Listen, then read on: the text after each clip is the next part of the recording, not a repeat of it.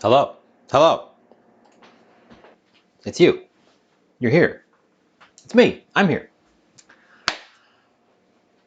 I missed Pi Day. Yesterday was Pi Day. It completely snuck up on me. So we're smashing together the concept of Pi Day, which I did not prepare for, and the Ides of March, which I weirdly have prepared for. The holiday nobody, not a holiday. The day Caesar was assassinated. Um, so we're smushing those things together uh, in a strange way.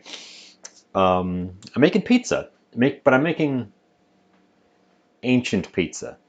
Not exactly. We're following the inspirations of. You are here. I see you. Hi, Nightmare, or Axolotl, or Nightmare the Axolotl. I'll probably change up what I call you every time you show up. That's most likely. I'm following in the inspiration of Mythical Kitchen, who did 2,000-year-old pizza um, from the Agrippina the younger days, and in the inspiration of Max Miller, who does history of everything. He does historical food. If you like historical food, check out Max Miller on YouTube. I'm also following a book for a change. I do have a bunch of cookbooks. We hardly ever pull them out, but we're following one today. So I'll call them out. Jim Leahy's Bread Book, which I will pop us over to the table, to the counter, and show off what we're doing here. Not carrot bread. Pizzas and focaccias. We're not making that one, but we are using, because his pizzas are like this. This is a pizza. They're much more like focaccias, like thin focaccias with toppings, which is a lot more like what ancient pizzas were. Because remember, there was no tomatoes in Italy until contact with the Americas. The tomatoes come from the Americas. But they had pizza long before that. It was this kind of thing. So I'm not following any of these recipes exactly, except for one of them, and this is the main inspiration here, the mushroom one. We're following one of these recipes exactly, and it is basic pizza dough. Ta-da! I've already followed it because it has a 2-hour upfront resting time. So I started that a bit ago, so that I wouldn't have to wait here on the whole screen with you. And that's probably the end of the actually following the book with the book out, which is fine because I don't want to get the book dirty. But I will set it over here, out of the way, in case I need to reference it. So here's my dough. This is 250 grams of flour, 150 grams of lukewarm water, 3/8 of a teaspoon salt and sugar, and some yeast. I forget how much yeast. This is half of his recipe because his recipe makes 2 sheet pans. So this dough is going to fill this sheet. I figured I didn't need 2 of these, so I cut the recipe in half. We're just doing 1. It's not going to be a circle, and in fact, I think we're going to do 2 flavors. I think we're going to hit 2 flavors on this.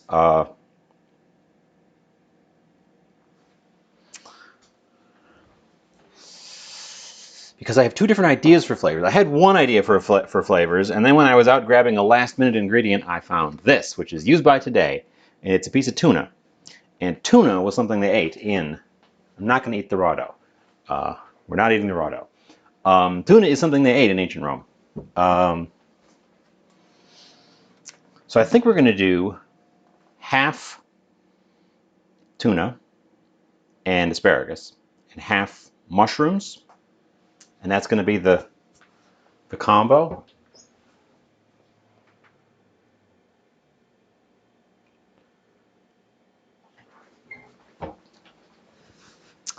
So we should get stuff started. We're going to be prepping ingredients for a little bit. We're going to whip up a couple of sauces. I think we're going to par cook some things. I don't have nearly as nice looking asparagus as I had last time. It's a little old, so we're going to do some trimming on these guys.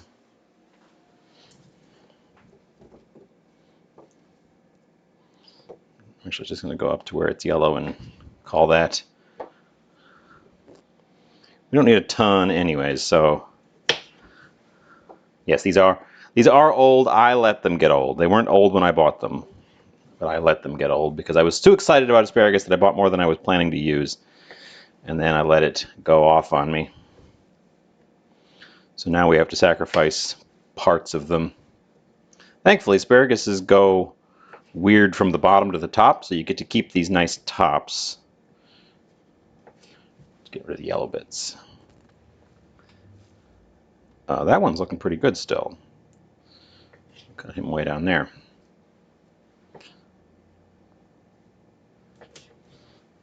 Okay. So my fault, my bad on the asparagus. It got a little bit shriveled up because I was so excited to see good asparagus in the middle of winter.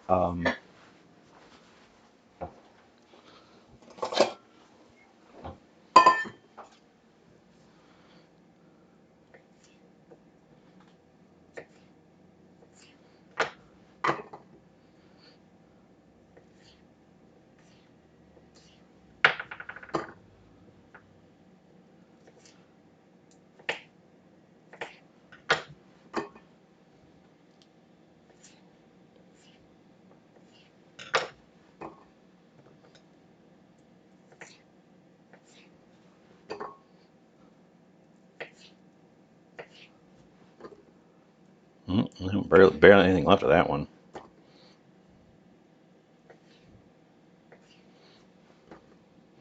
And this one kind of makes up for it by being twice any of the other ones. Okay. That's pretty easy. I think we're going to have a little bit of a shorter day today, too. I went really long on Monday, and I didn't realize how long it went until I was done, and I saw the length of the VOD. I think we're going to go a bit on the shorter side today. Let's see how this tuna actually looks. This is one of those bargain bin use it or lose it's. It smells fine. It smells just like a raw fish, but like clean raw fish, not stanky raw fish.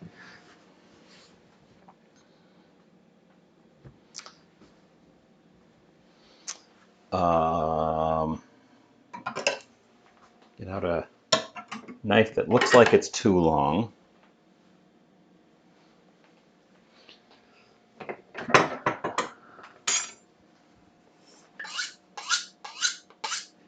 Get a quick sharpen up here. Key and the legend wants a moisten.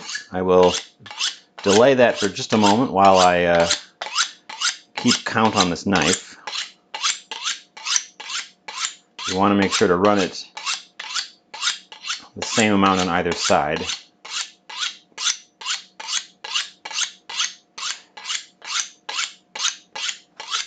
Okay. Thank you for the moisten.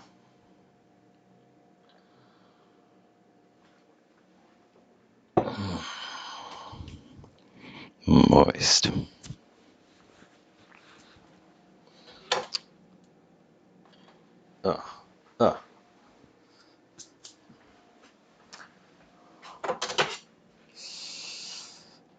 This is probably more tuna than I want. Oh well. It's use it or lose it today. If we have extra, I'll make something extra with it. It actually looks really good for a use it or lose it tuna. That is to say, it doesn't look great for a tuna that isn't from the bargain bin, but it looks amazing for one that is from the bargain bin. Fish suffers the most from the bargain bin.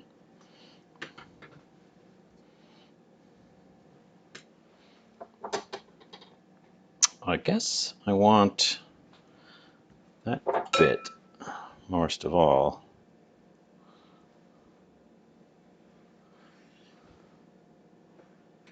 So I got a long knife, so I can do single direction strokes, although I did some sawing when I did the long pieces, but single direction strokes so that it helps the flakes not pre-separate, because I'm not going back and forth a lot on them.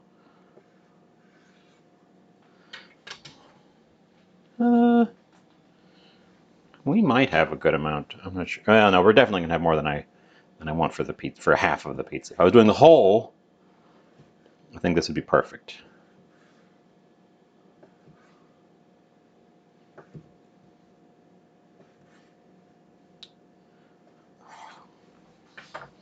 So, how's everyone's day going? What is? Let's see if I spread that out a little bit.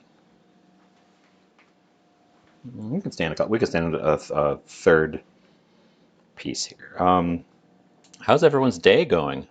I spend a large portion of the day playing Crusader Kings 3 that I got on Steam sale. And almost lost track of time and didn't prep the kitchen for this, for you guys.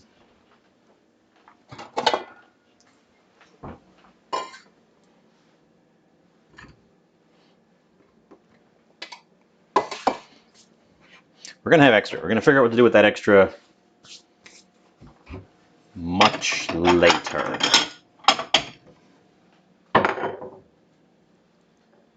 Just gonna set it on a plate.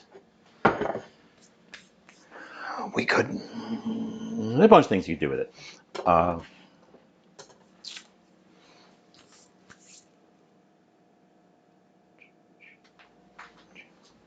Let's see, asparagus, tuna. Let me clean the board off real quick since I do have raw fish on it. Key and the legend. Seducing an archbishop. Wow, that sounds advanced.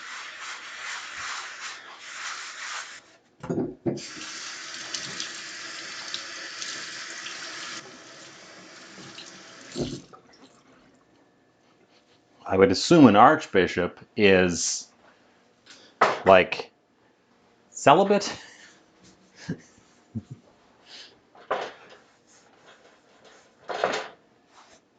Anyways, I'm not very far in it because it takes forever to play. It's a very slow-moving game. I'm still in my first ruler's lifetime, so we haven't made a ton of progress.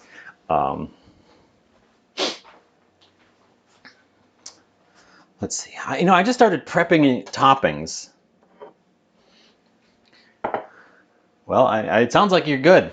I just started prepping toppings when I should have laid the dough out, because the dough should rise in the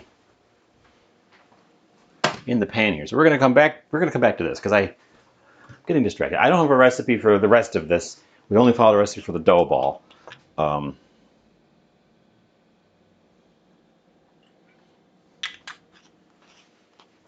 gonna keep the olive oil handy. That's gonna be olive oil on the top as well.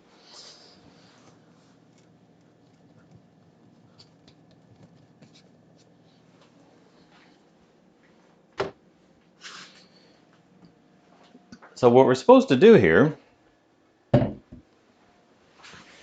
is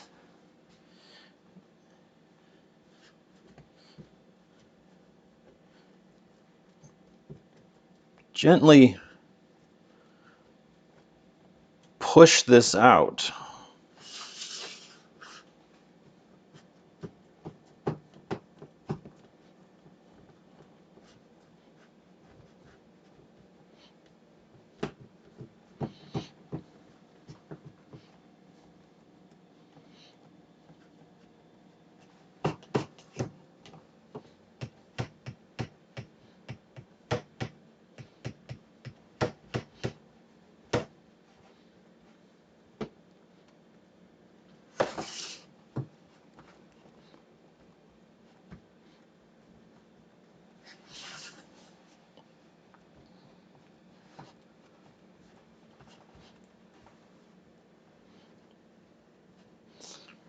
And then it'll set aside and it'll keep rising a little bit while we go on. And then we should have a crispy, thin, like crackery.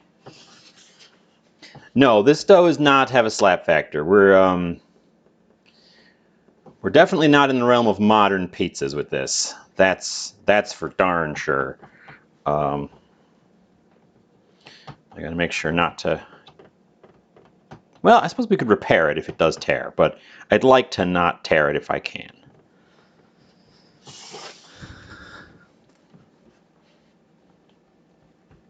Yeah, there's going to be a lot of things different that don't really apply to the modern notion of pizza.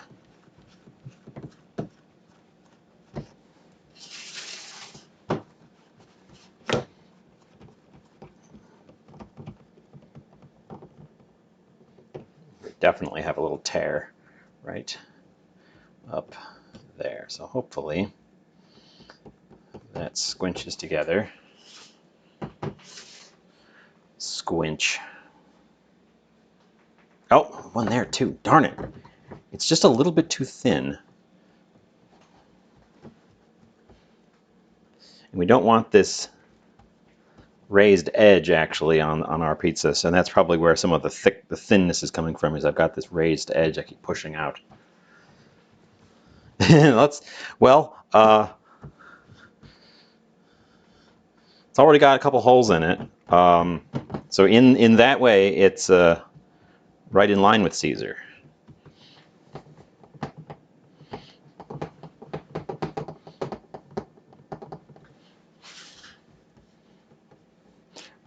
Should probably try to preheat the oven too. Oh, that hole got oil in it, so it's not going to want to squinch together. Also, hi, Bookwoman. Also, Key in the Legend, you're first. You're the first one here. No one can take that away from you. No one can ever take that away from you until next time.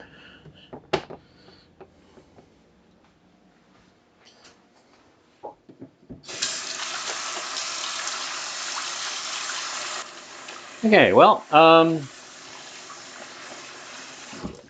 it doesn't quite fill the pan. And that might be an issue, but we're going to let it... well, you're officially first. That's what that means. You redeem that, and that means you're officially first.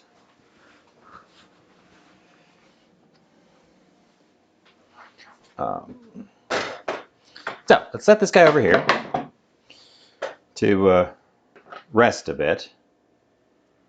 And also turn the oven on, because we're going to need the oven to be really screaming hot when we want to put the actually put the pizza in there. And then we will come back to prepping the ingredients. I should have done that first. I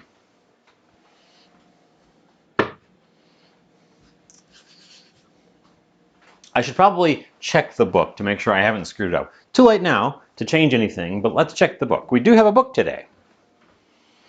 We do have a book today.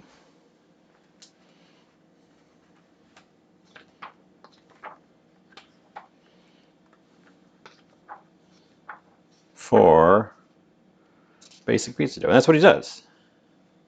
So he stretches his out lengthwise and then pushes it to the sides. And there's little gaps on the edges. Yeah. That looks about what I did.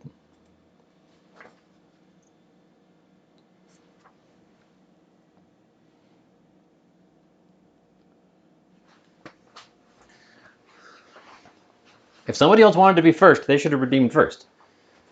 If they don't, then I assume that they're not first. That's how it works. We're keeping this book around the corner here so that I don't get stuff on it, but Tim Leahy's bread book is our recipe for the crust. Back over here. So I wanted to do half and half, and looking at that, I think that's going to work out just fine with the quantities we've got.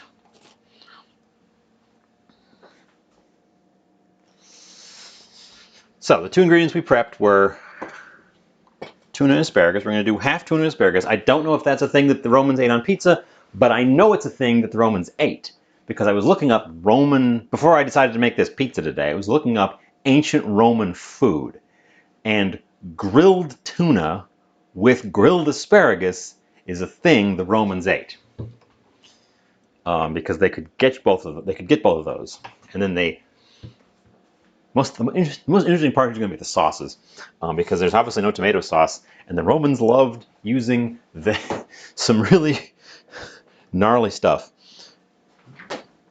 For the other half, I'm going with mushroom. I picked up some oyster mushrooms. I know secondhand from when Mythical Kitchen made a Roman pizza, which is the lion's share of the inspiration today, that and they did some research. I can't confirm it. I didn't do any follow-up research. Who knows? But that locally foraged mushrooms, were a popular food item in Rome, and I don't know what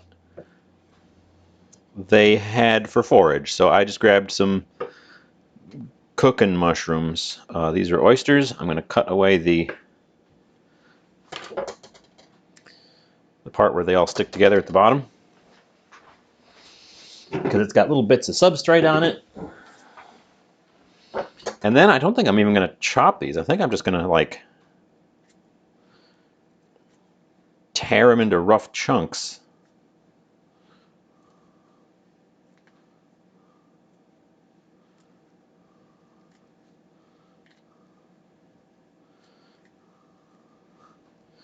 And I am going to end up par cooking them because they're a little bit wet. I don't want them to leak a bunch of moisture into my pizza, because I don't want a sopping wet pizza, especially given what else we're going to put on it. So I am going through the full mise en place today because I don't trust myself to not.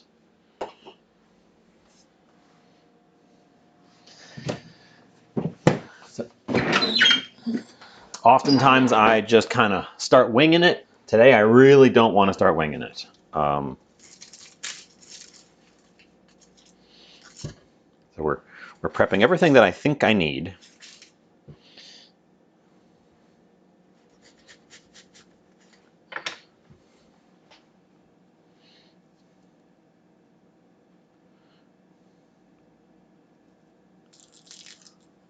Nope.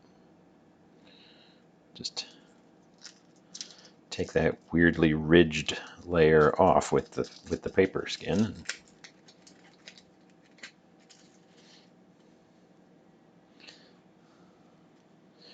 These are shallots. Well, this is a shallot, one massive shallot.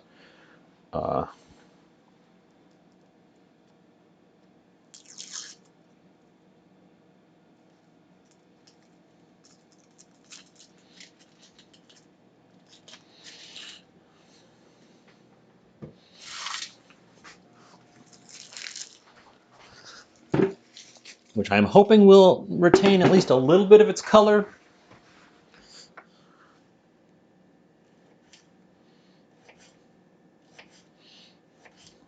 We're going to cut it thinly. This is not going to be par cooked. I'm going to just slice it very, very thinly.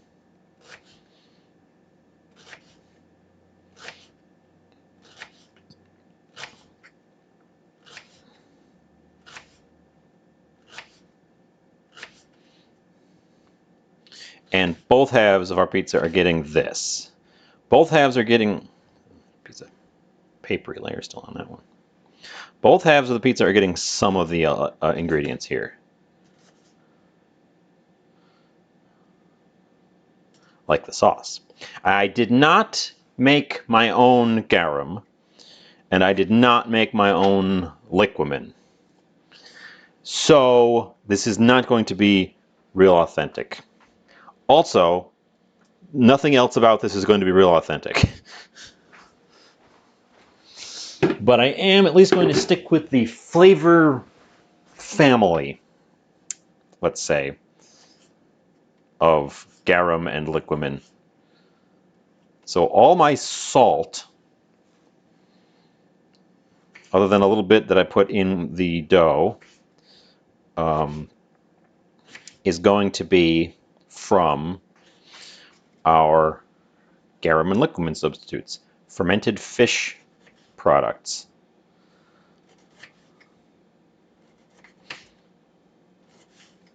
Because that's what garum, so garum is the innards of mostly tuna,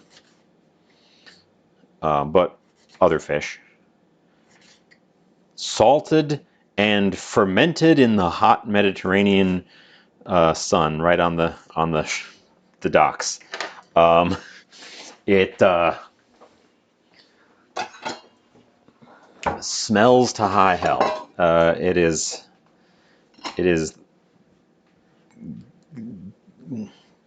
rough. It's in the same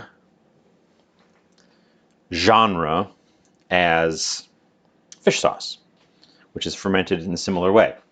And that's what we'll be using. I'm going to zhuzh mine up a little bit with some anchovy and some salted tuna. Those are going to be, I'm going to perk up my fish sauce a little bit. I've also got, and I've never had this before. And I was reading about ancient Roman cooking, and they liked wine. They put wine in a lot of things. But their wine was very different than modern wine. Their wine was thick and sweet because they put honey in it because their wine was pretty bad. And for modern substitutes, people say, grab a Marsala or a sherry. I've never had Marsala. It's a brand new bottle. It was very inexpensive, which has me a little concerned, but I would like to sample it because I don't know what I'm working with. It smells interesting. It smells very fruity, like very fruit forward. It's brown. So it's like a fortified wine or a something like that.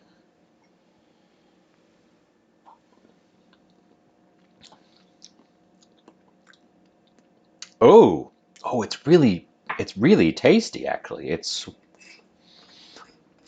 sweet and complex. We're definitely including that in my ooh, that's pretty nice. That's pretty nice. How have I never had that before? Oh, we have an ad break. There's the ad break. Congratulations. You broke the ad. Oh, congratulations. My jar of anchovies is stuck. Oh, I'm wrong. There is more salt because we're using some cheeses, and the cheeses of choice are both salty. But there's going to be no added salt. All the salt comes from ingredients that are being put into this. Aside from a little bit that went in the dough, like I said.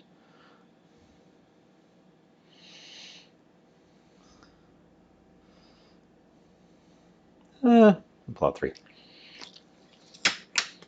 If you don't like anchovies, don't do this part. Simple as that.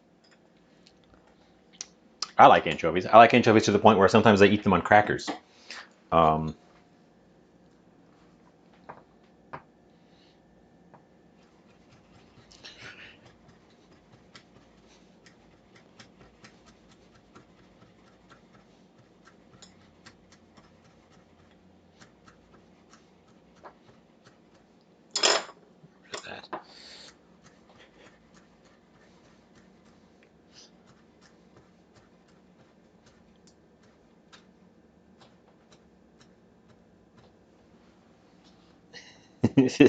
I do like sardines. Sardines are a lot less salty than anchovies.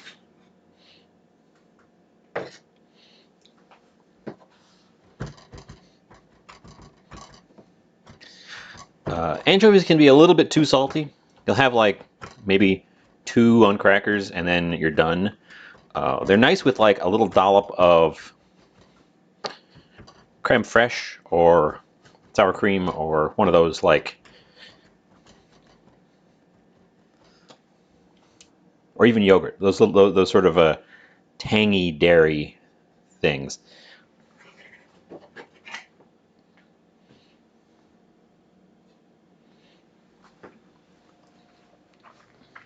But I am gonna lick my finger because anchovy.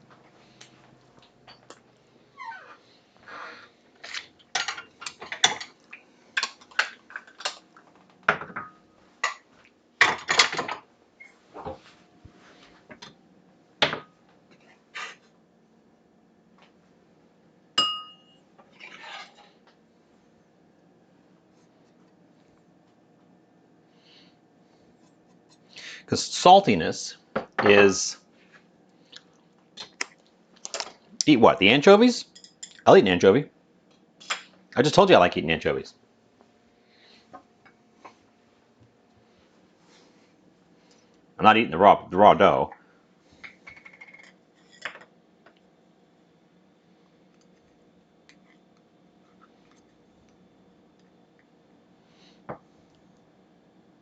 Anchovy. I need a cracker or something. A whole anchovy is a little harsh by itself. Do I have any crackers? No, not really. No, not at all, actually.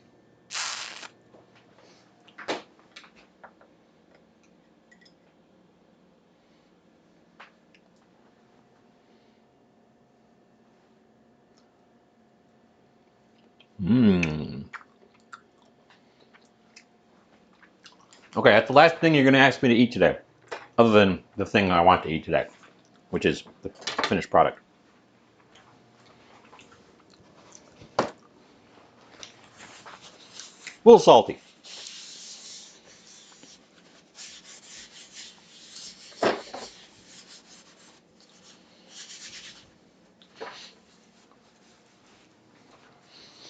Just a little bit salty. Not too bad. I've had worse. Wash it down with a little bit of soda.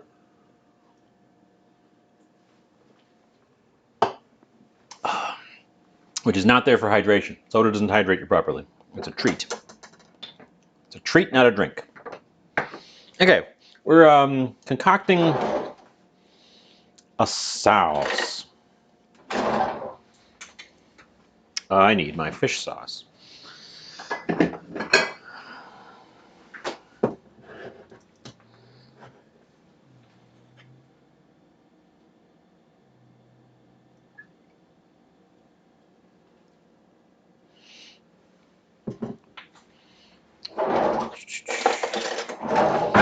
Get this. So if I was just going to use liquamen, I would just use the fish sauce. But since I'm trying to replicate garum, which has the solid bits in it as well, I'm adding solid bits. And I'm adding some of my own salted tuna. This stuff is like a piece of wood. But it should, and you have to grate it because it's so hard, but it gives us an interesting, different type of fish flavor.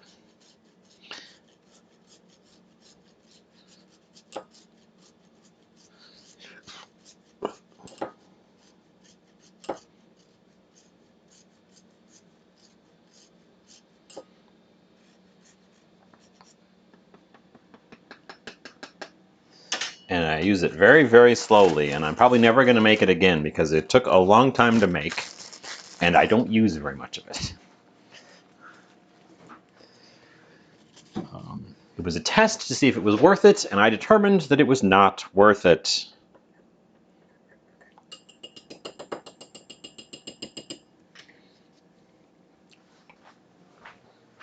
But I'm not going to waste what I've got. It just wasn't worth the effort.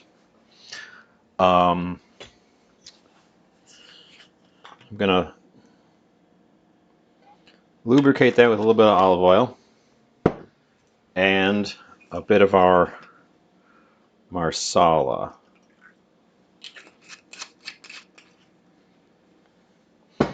So it's more like a dressing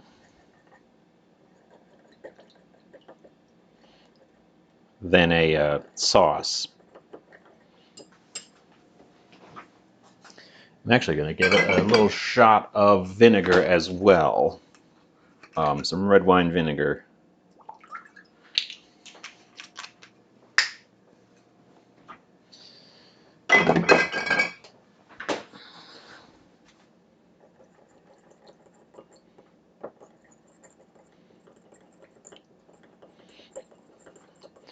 And now it should taste pretty awful on its own. But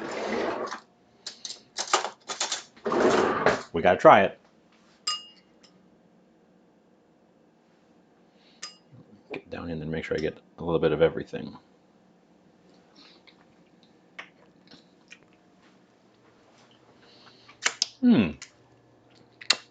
You know, it's a lot less salty than the straight anchovy. Ooh, and now marsala gives it a really interesting sweetness. Ooh. If you don't like fish, this has got fish. This is a fish thing. I do like fish, so it's not like putting me off, but I can take. I'm an apologist for like strong fish flavors. This, I can tell, would definitely put off somebody who does not like fish. But it's not as pungent as straight anchovy, which is interesting. Oh, thank you for the moisten. A lot of moistens these days.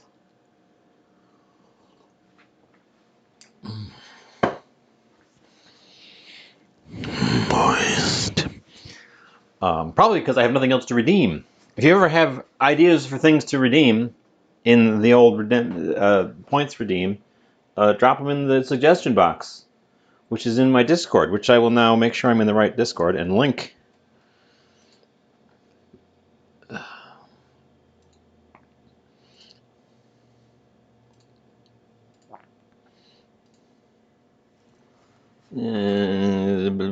Here.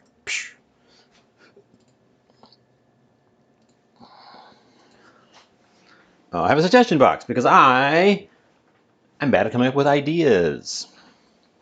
Do I want to put olives on the mushroom side, or just stick with mushrooms?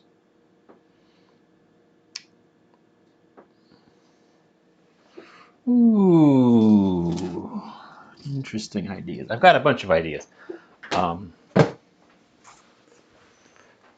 And then we're gonna have to come back and deal with that extra tuna. Let's see if my my dough has relaxed enough that I can push it around a little bit more.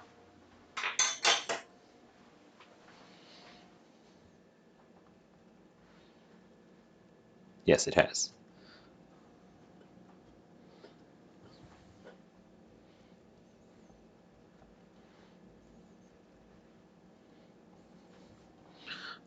So what's everyone having for dinner?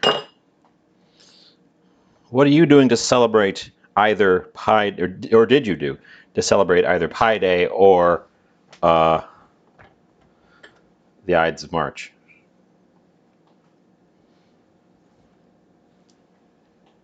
Okay, we have a little tear here, and because it got oil in it, it won't grab. So let's hope that doesn't cause any issues.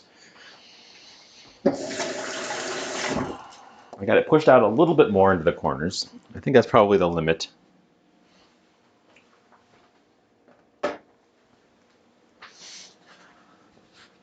Should have done it in little stages all along instead of trying to do it all at once, because as you pull a dough, it tries to pull back, and then it relaxes.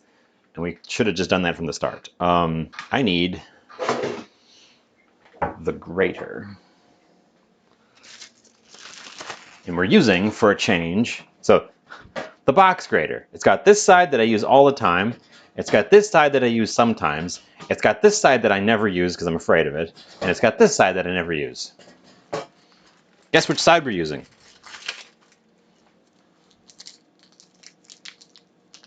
It's the one I never use. We have some Romano, literally Rome cheese.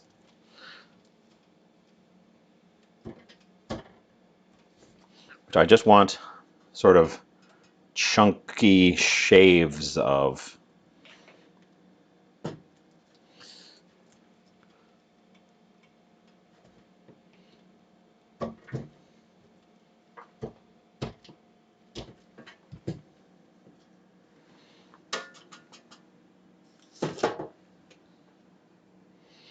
We're gonna kind of break them a little bit.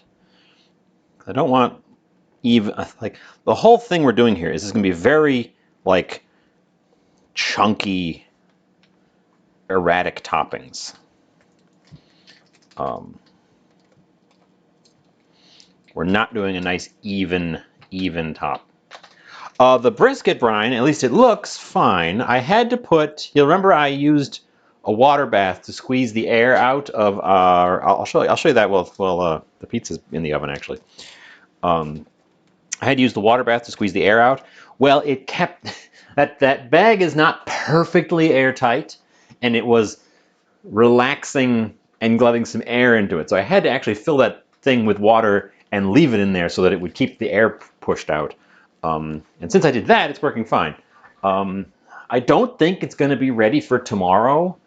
One of my friends is doing an early St. Patrick's tomorrow, and I don't think I will be able to offer the corned beef for that. We have to break this plastic, unfortunately, because I think it needs, because it went in on a Monday, I think at very minimum it needs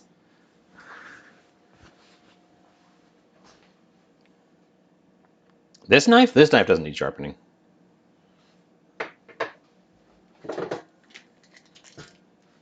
Also, hi, Belated boy.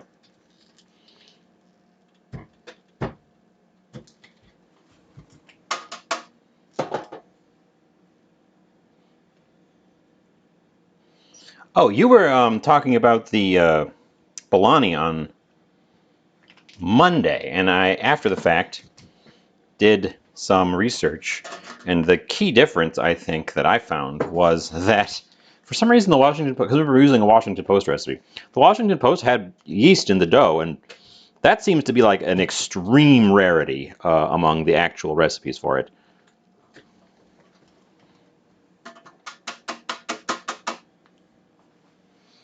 And that'd be why it was so thick, because the dough kept expanding. It should have been more like a tortilla. Really thin. Which is what you were saying. Also, the recipe just didn't have enough filling to go around. That was the biggest problem I had with it. Is just there was no way that there was enough filling to fill the amount of dough they told me to make.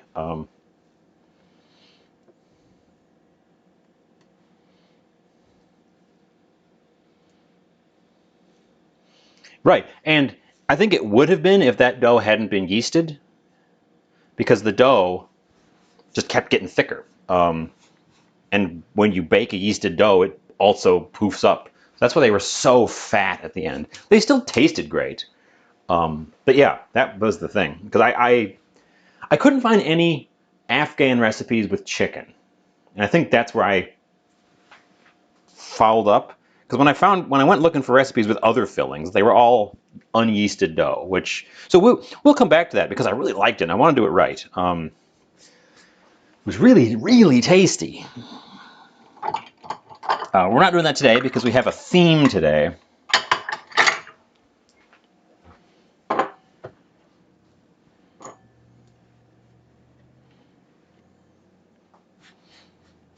Unfortunately, it's March, so I don't have any fresh basil.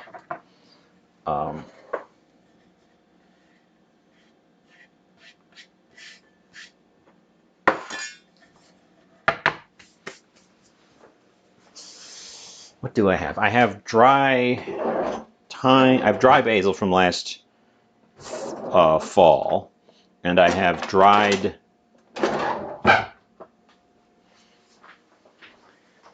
rosemary and thyme in the front. We're going to grab some of that.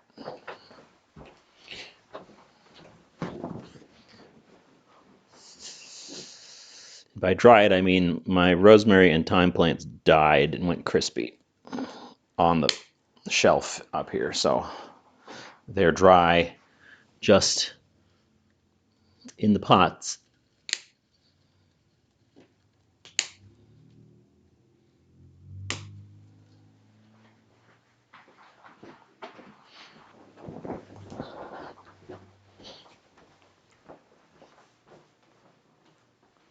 What the heck is that? Oh, I know what that is. It's burrs stuck in my carpet. When did that happen? Yeah, so we'll revisit that for sure. I don't mind making mistakes because then I can do it right the next time. I think we're gonna skip the other fancy mushroom, and then we're gonna have a regular old, these little guys, because these need to be used. And we'll slice these with a knife instead of tearing them like we would with the oysters.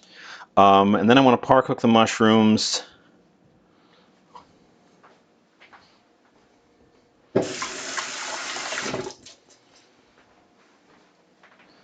Let's rinse these guys off real quick. I'm sure there are yeasted doughs, but most of the recipes I was seeing when I went and did my research, instead of just grabbing the first one that I came across, which is what I did the first time, yeasted doughs are by far the rarity compared to unyeasted doughs. And I'm sure that there's regional variations to it as well. I was specifically looking at Afghan variants. So this would be a job for a mandolin, I think, but...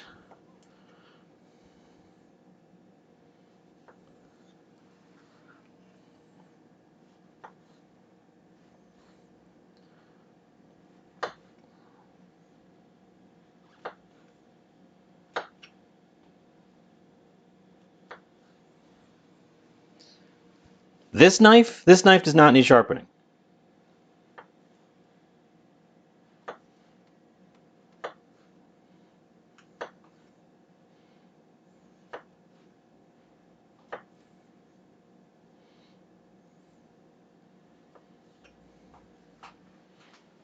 Here, I'll switch you to one that I literally had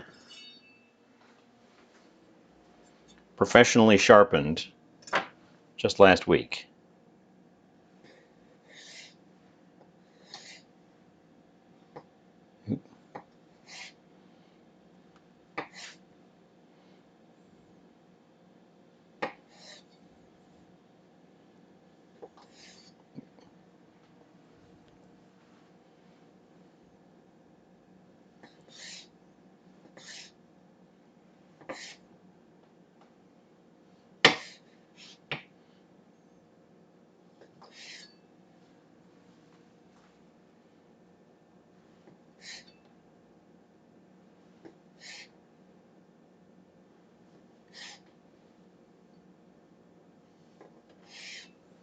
I think it's the same, except that the smaller one is easier to handle.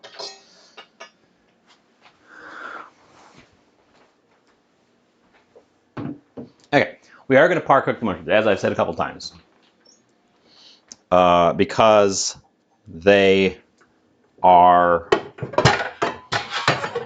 wet, and I want to get some of the wet off of them.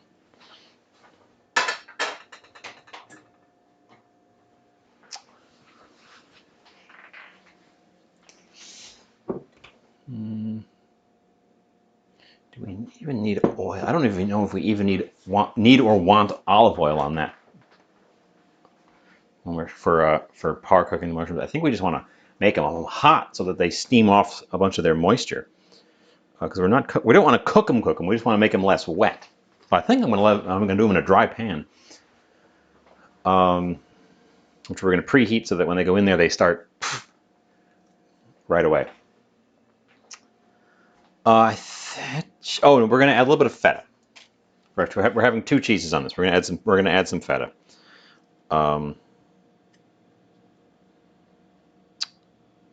Which I think I'm just going to whack a chunk off of this once the board is clear, and so I can crumble it. This stuff, not real Romano. It's not from Rome, but it's Romano style cheese from here in Wisconsin, and it's pretty good.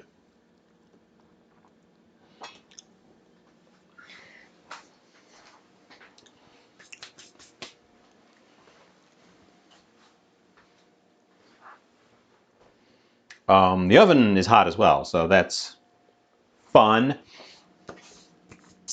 Yeah, I think we're at the stage of cooking.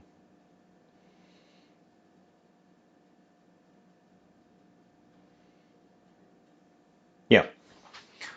I was just trying to think if there was anything else I wanted to do before we get to the cooking. So, join me over here on a dry pan that I'm going to have to carefully monitor. And we're going to do hot mushrooms. And then we're going to have to cool the mushrooms, but not too... They'll cool fast, and we don't need to be ice cold. They won't hurt the dough. Not in this case.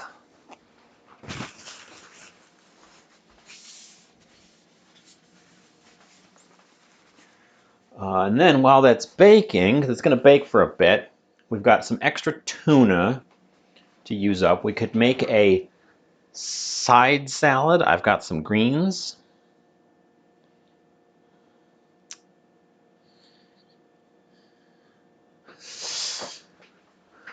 We'll come up with that as we come up with that. Okay, I think that's getting there. It's hard to gauge when there's nothing in the pan, but yes, okay, we're sizzling immediately.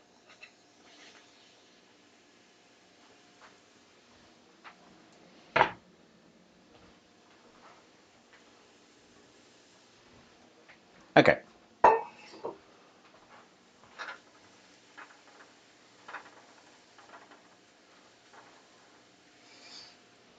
So what I want is steam to rise off of these guys, which it's doing immediately. And then we're going to just toss them around a bit until I think that they are partially cooked and starting to dry out. Again, we only need a little bit of cook on them. We don't want to cook them to death. And yes, I am deliberately not salting them and not oiling the pan.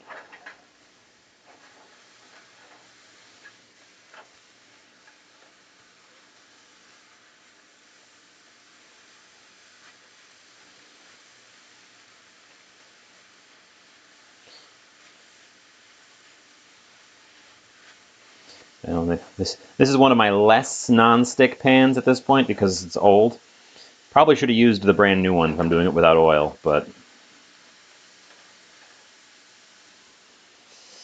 I guess we'll find out together if this works. Let's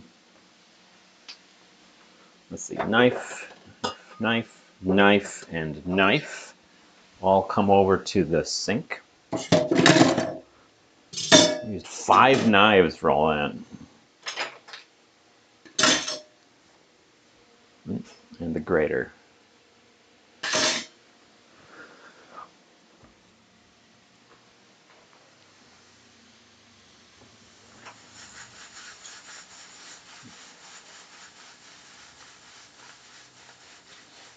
Okay, we're definitely having a little bit of stickage. Not terrible stickage, but definitely a little bit.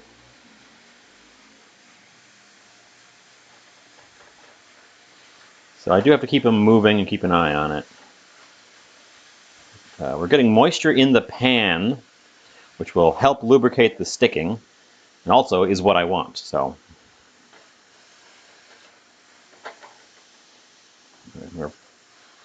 and the ones that have fallen out just now that I had to pick up with my fingers and put back in are very hot. So we're probably reaching the stage where they're par cooked and don't need it anymore. We'll let them sit there for a sec. Ooh, I know what I forgot. I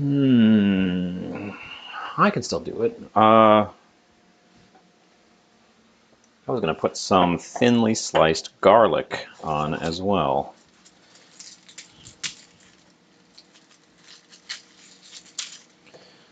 Grab a couple of garlics out of our little garlic house.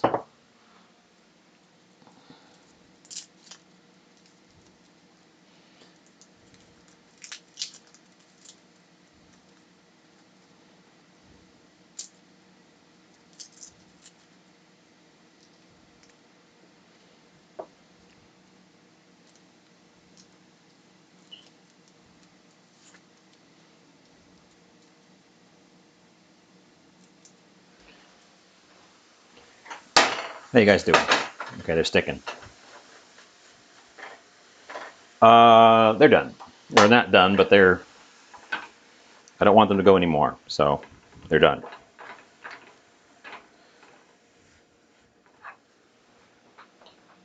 Again, that was just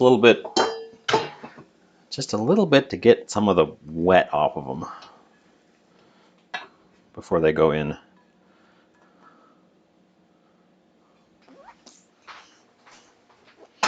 I don't know if it was the best idea. I didn't add any flavor to them either. We could have added some flavor. Join me back over here. I'm peeling a garlic.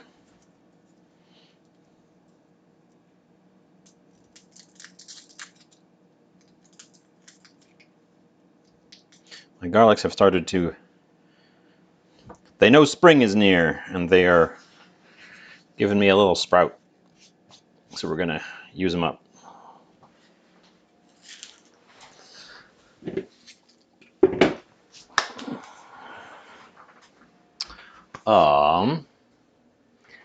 What I want is like a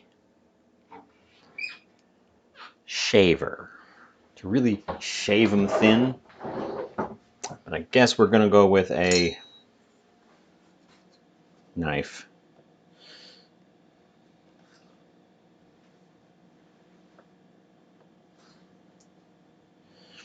And we're going to take the little sprouty bits off too, because the sprouty bits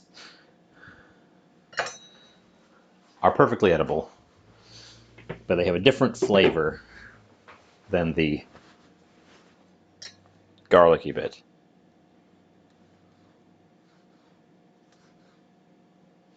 Okay, this knife probably does need a little bit of sharpening.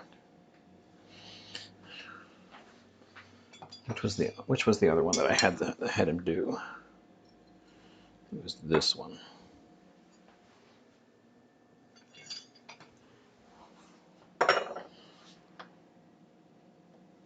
Yeah, okay.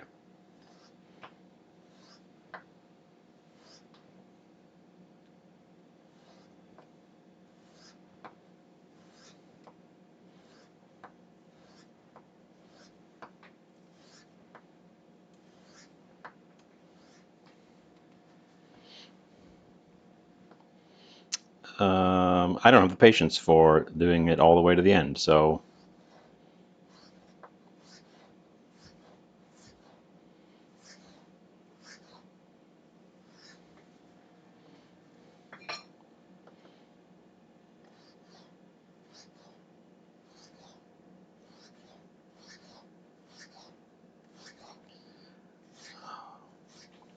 Did I ask what people are having? Smoked duck apple salad was the answer. That sounds good. Apple salad. So is that salad with apples and smoked duck, or is apple salad a thing?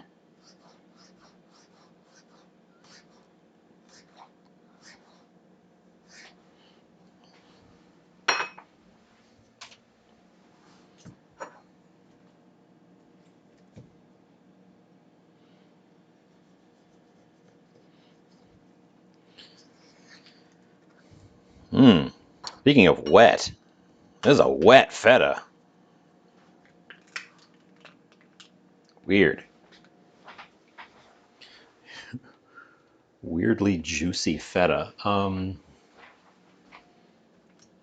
Okay. I don't believe I asked the yes or no question, but if I did, I don't know what response was yes.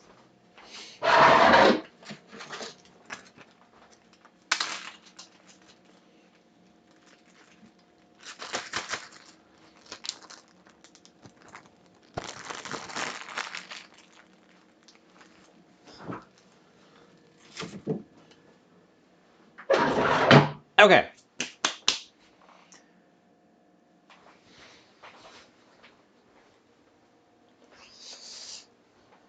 We're going to start building this thing. I don't want to put it directly on that burner because that burner gets hot when the oven is not. It doesn't actually like turn on the oven, but like that's where the heat from the oven equalizes. There's a little the thingy under there, so I don't want to put the pizza directly over the top of that.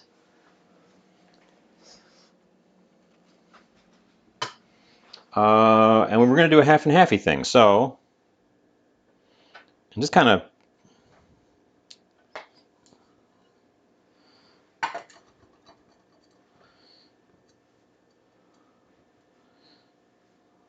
stick it right in the dough. This is the very experimental side. We always do an experiment. Today's experiment is this going to be any good?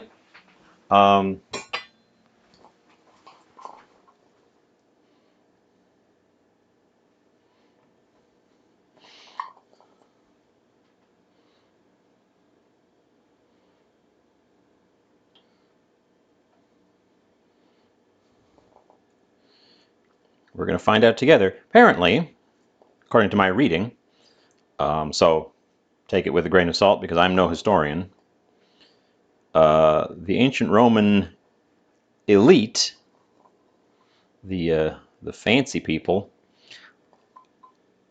loved their asparagus. And I know it's from over there somewhere.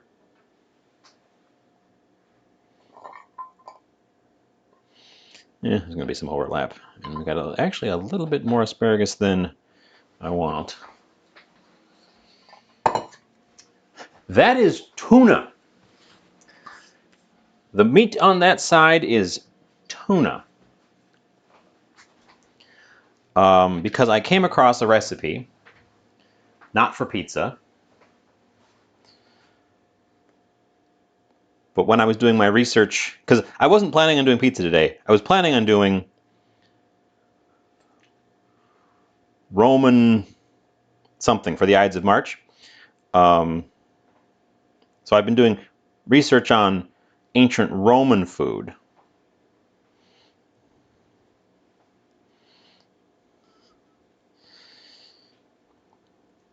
And then I was reminded that it was Pie Day yesterday.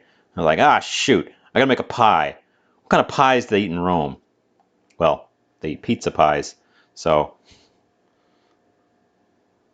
here we are. But I found recipes, quite a few recipes actually, for tuna, and specifically a recipe for tuna with asparagus. So that's what that is.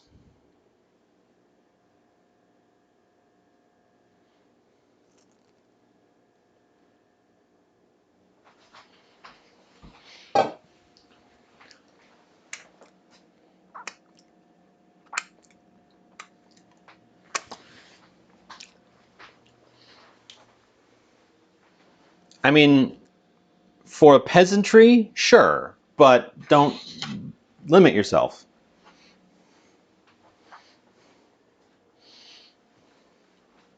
The recipes were very simple, but they included meat like tuna because they were, coastal, and there's tuna in the area.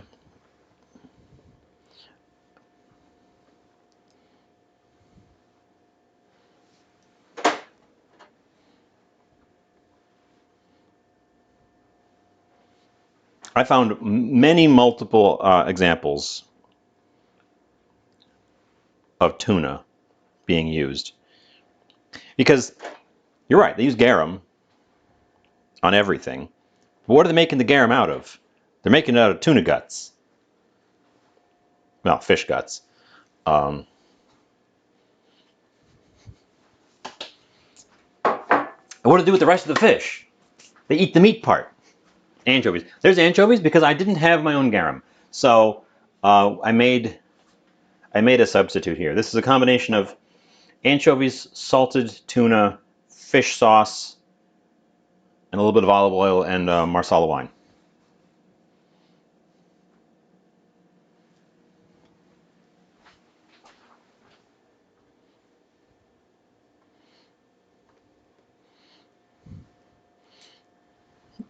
You do some reading and get back to me on that.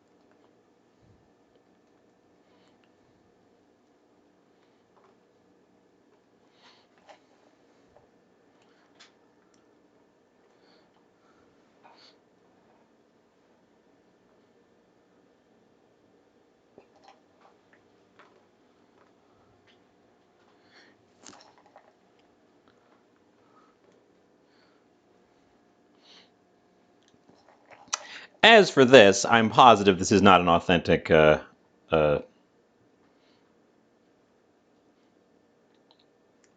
thing.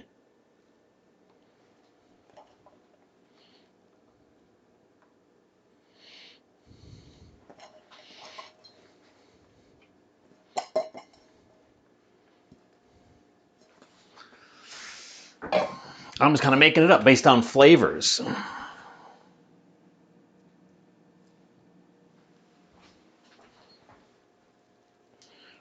Based on the flavors that are in my head of this.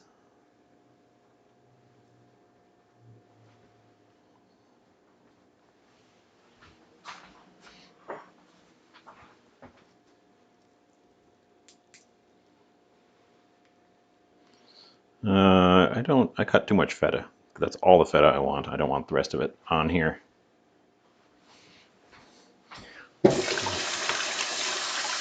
Although, if I make a side salad, I can put the feta in that. So I'm not lost.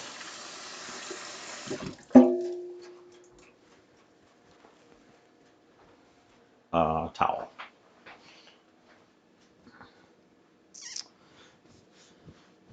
Speaking of garum,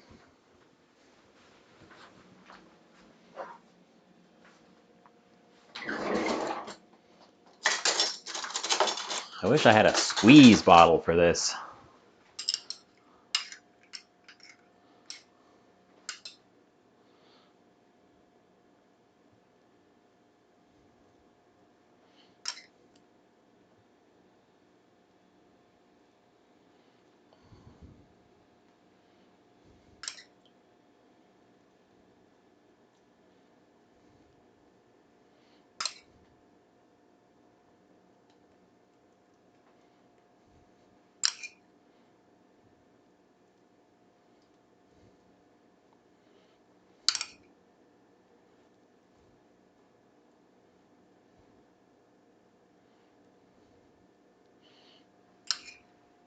That's probably enough. You don't want to go too nuts with this stuff.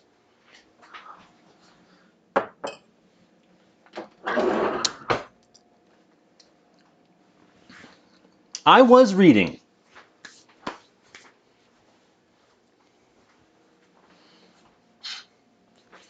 Look, if you're gonna fight with me, then we'll put this in the oven and we'll fight about it.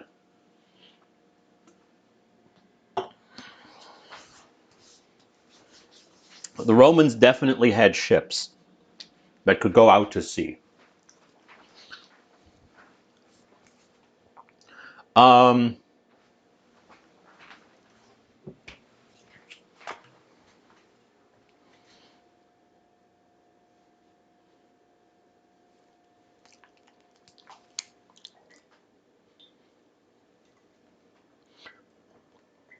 Olive oil.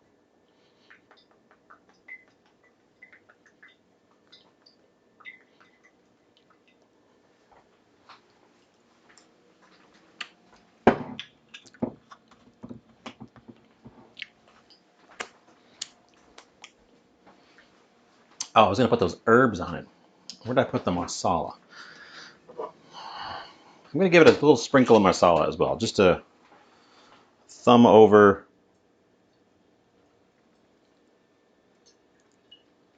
Tiny sprinkling.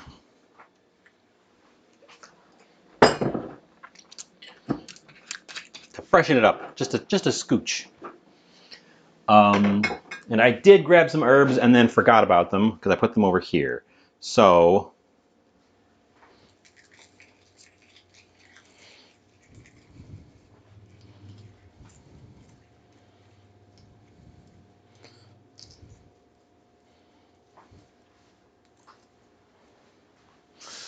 oh.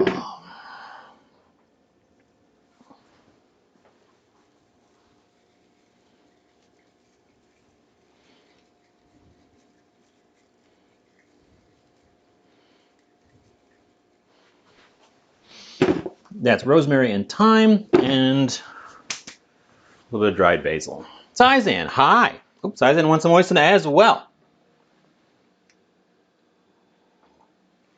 A lot of moistening today, which is good. Thirsty. Moist. We're going to use some of my home dried basil as our final ingredient. And yeah, happy Stabby Caesar Day. I missed Pie Day yesterday, so I'm making pizza. And it's the Ides of March, so I'm making, although we're currently in an argument with Vatican Boy about it, whether this is Roman enough.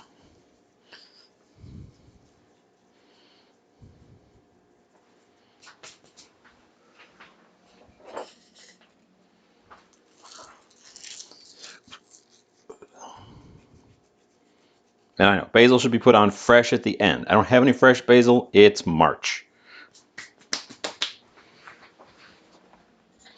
And dried basil is not so good at the end, so it goes on now.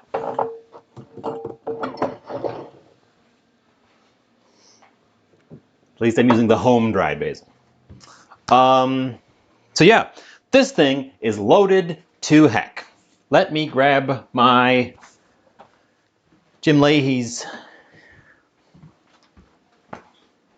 book, because our approximate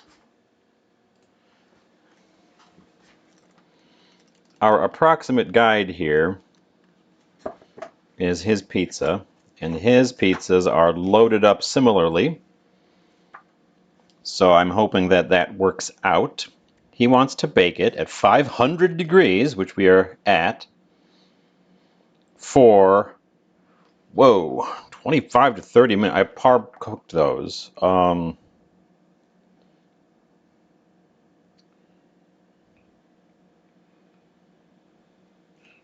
to 30 minutes. Wow, he really wants to bake the crap out of these.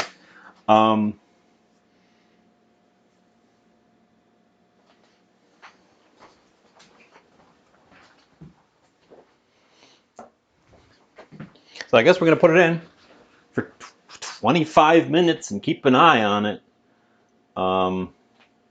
Starting in just a few seconds, because I want to let the timer keep track of me. It does seem awfully long, but it's a very well-oiled dough and it's a wet toppings, so maybe.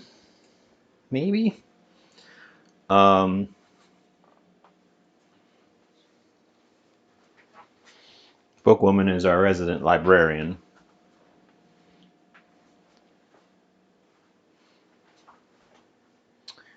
Well, In my research, I found a number of historians looking at ancient Roman food, and a commonality among them was the inclusion of at least a few tuna dishes.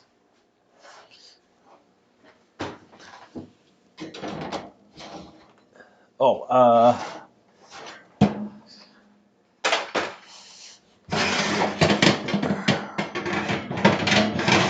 we had the rack down for a tall thing.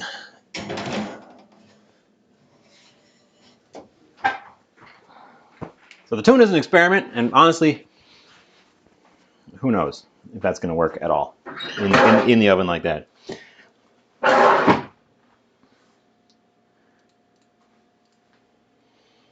Garum.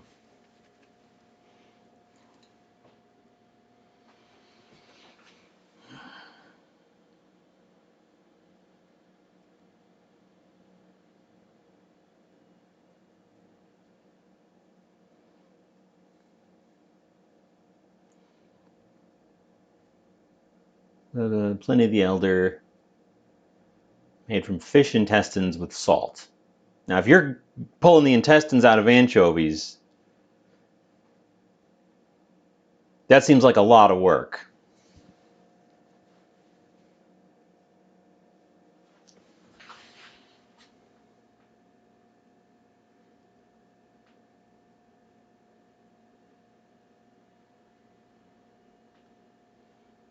I'm pretty sure that it was just whatever fish was on hand went into the garum.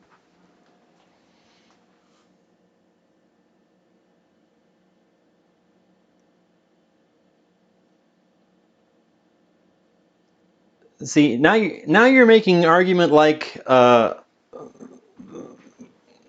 person on Facebook. That's a very Facebook argument you just made, because it's very disingenuous and very strawman. I am not saying that catching a tuna was easy, but I'm saying that catching a tuna was a thing that was done.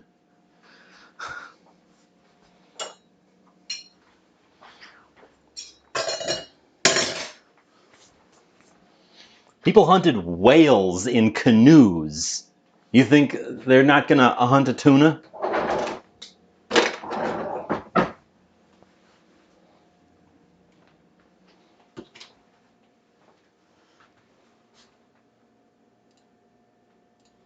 Here.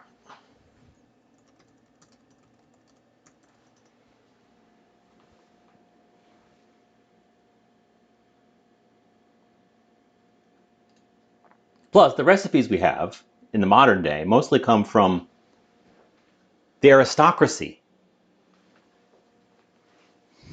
who would be eating the more expensive things, like tuna.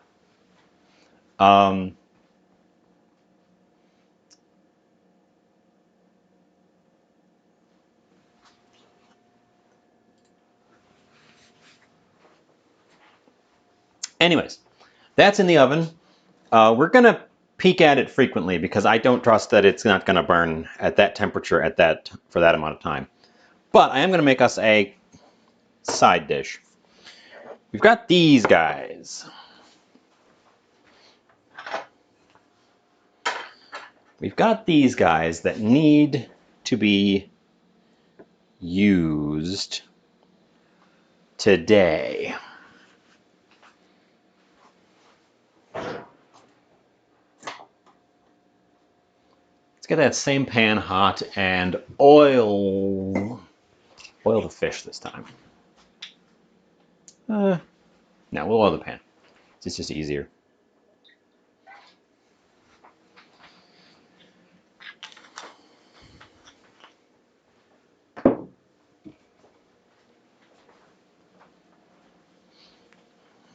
So I'm thinking a salad with bits of tuna. We'll sear it.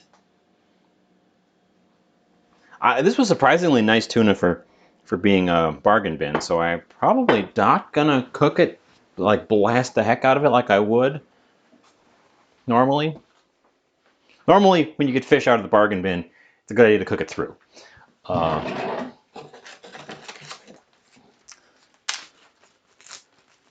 Just because it's typically a little bit on the older side. This one looked and smelled really good, like really fresh. Even compared to the other, I didn't smell them in the thing because they were sealed up, but looks wise, it was much nicer than even the other ones next to it in the bargain thing. So, and when I opened it up, it smelled great. So,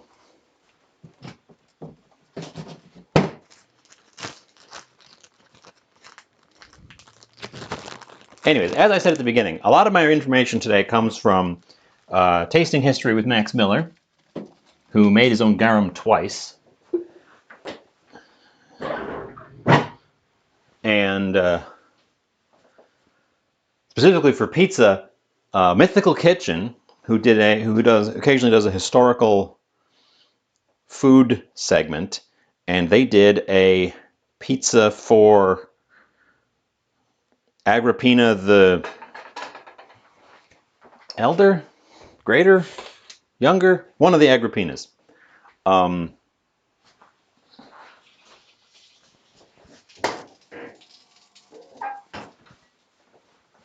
My oven just sizzled at me, so I took a peek.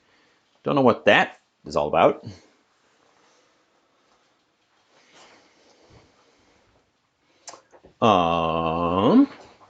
Okay, so I think, yeah, we're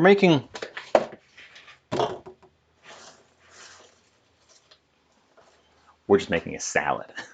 We're just making a salad. I need more salad in my diet anyways. So it's gonna be a side. I should have saved some of those shallot slices. Darn. Oh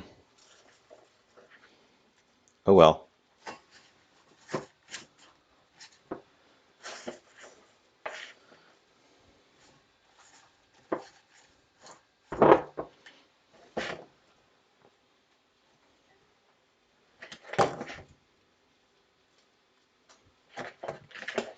Let's see. This is. Oh. Well. Unlike the other brand of arugula, it doesn't carry arugula anymore, so I have to get my arugula from the Drunk Fish brand. This one is not pre-washed, so I'm going to wash my arugula real quick.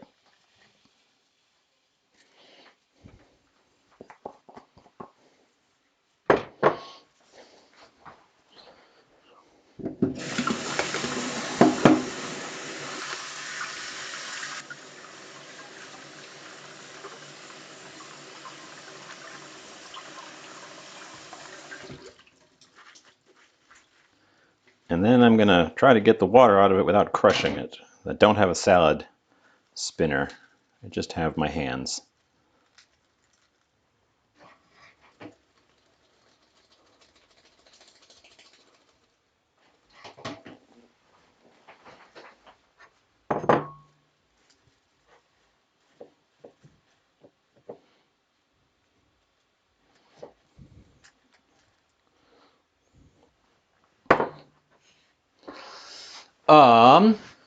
That pan looks hot, so we're gonna leave the greens, come over here with these pieces of tuna, and get a nice sizzle going on them.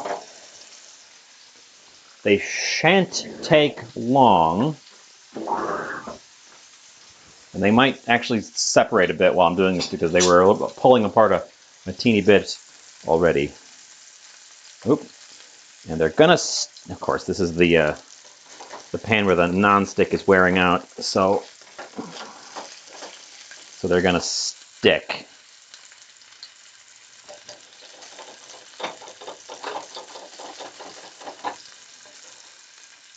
Oh, yep, and they're gonna fall apart.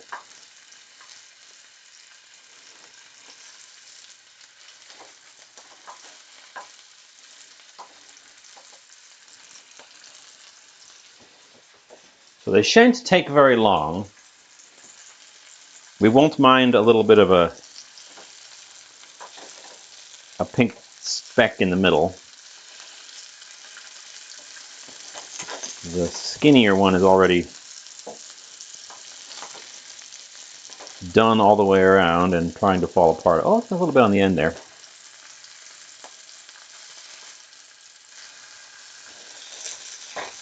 There's a little bit of pink in the middle. And they are definitely trying to fall apart, which might be nice. We might get a nice little, and that's it. And that's it. That's as long as that takes.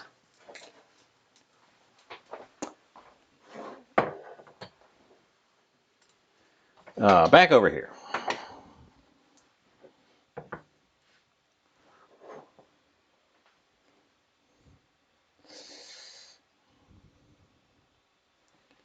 It's gonna kind of, they're too hot to handle. They're a little bit too hot to handle. Ow, ow. I should stop handling them.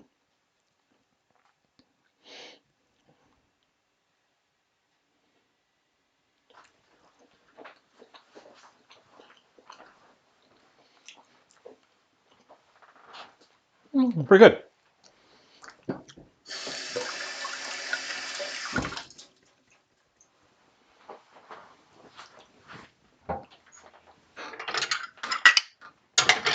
Thank you, bookwoman, for being on my side.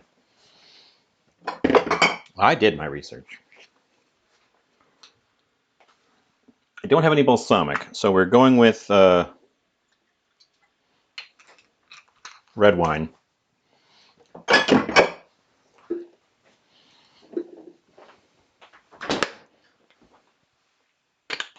Just a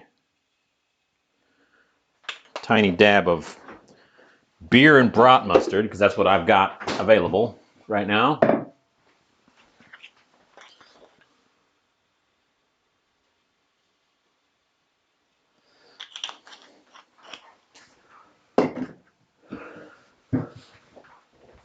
So in the Roman tradition of salad, I should just be eating the greens with salt.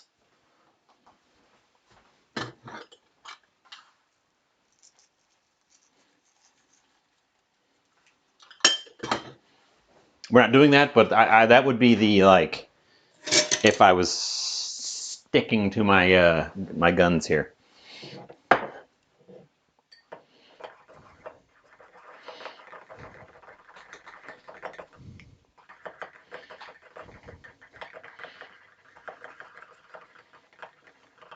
We have an ad.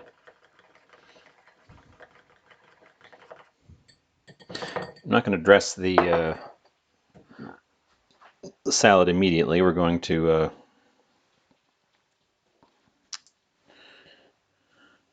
wait.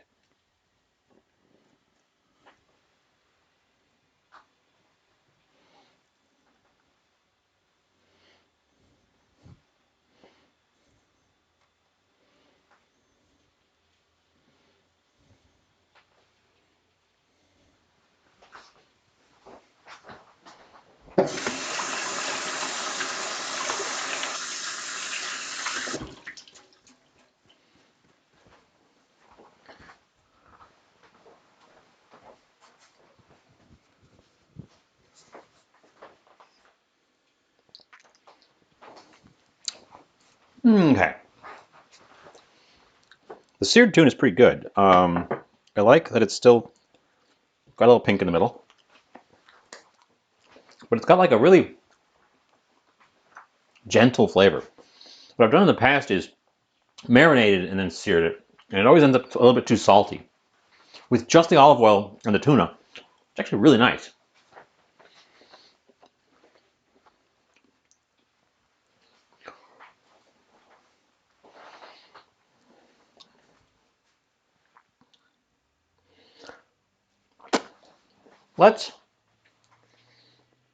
How long has that been in there?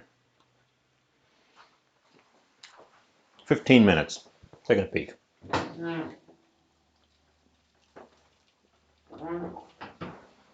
It's not burnt, but it's definitely getting brown around the edges. I'm going to let it keep floating a little bit.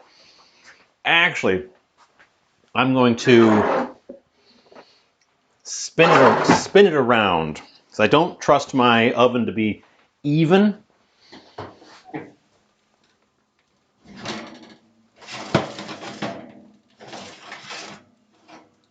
But actually, it does not look like we're in danger of burning it. So, at least not on the top. Looking pretty solid. I'm impressed. We're also going to get it off that pan before I cut it, because if you've seen my other pan, which is currently living in the other room because we're gearing up for gardening season. If you've seen my other pan with this cross-shaped dent in it, that's because I cut a focaccia on the pan and permanently indented it. So for this one,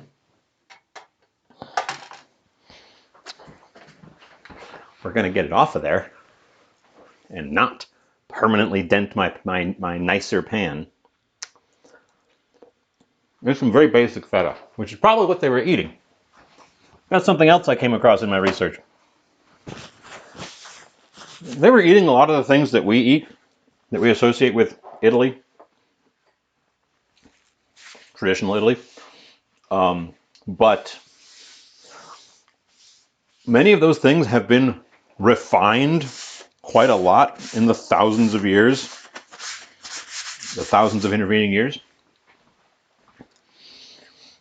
The Romans drank their wine, for example. I know the Greeks drank a lot of wine, and the preferred way to drink wine was with water. They would literally water their wine as the standard, because their wine wasn't very good, and watering it down takes away some of the harshness. Because we have cultivated the process of winemaking quite a lot since then. So our wines are nicer. In a similar vein, the Romans, based on my reading, again, we can discuss my sources. We can discuss sources, but I'm not just making stuff up. Sometimes I make stuff up and say it with authority. You are always welcome to call me on my shit. I'm really hungry today too. I'm glad we're not taking a huge amount of time for this one.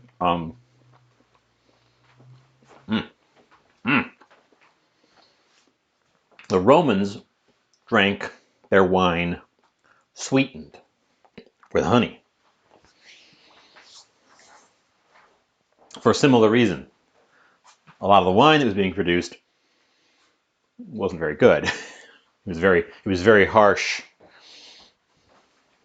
So it had to be treated with something, and their choice was honey. I'm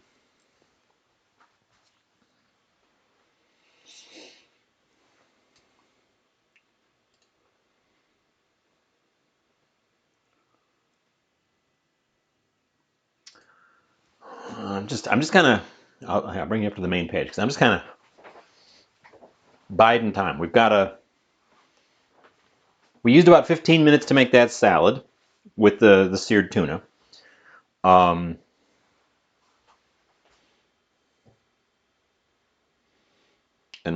it hasn't been dressed yet because I want to dress it just before I serve it.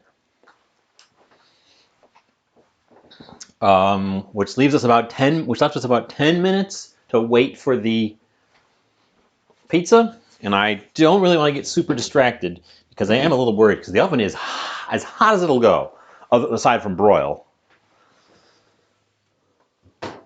Oh, I'm gonna say that that's enough time because it looks like it's starting to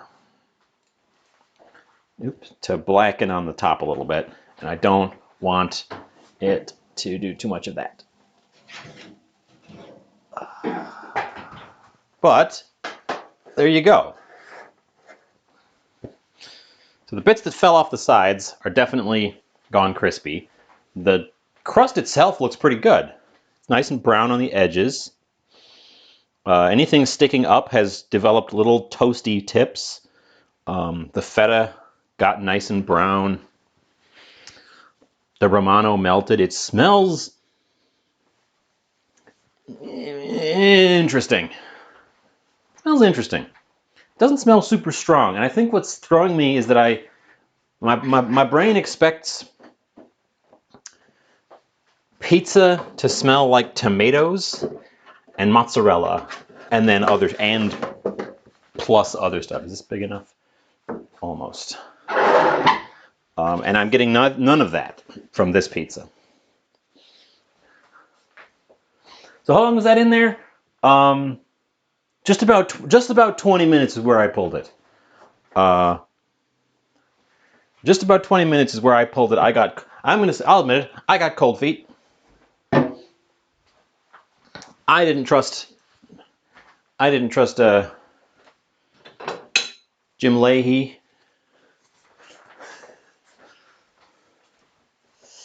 It's hot. It doesn't look soupy, so I think we're probably good.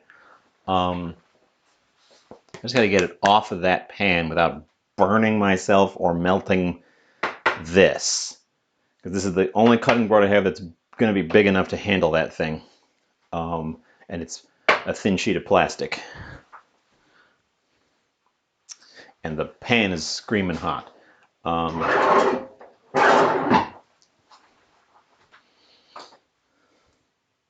also a little worried about melting this. Let's use the steel. I think it's going to be a tiny bit soft in the middle. It's definitely not crisped all the way across the bottom.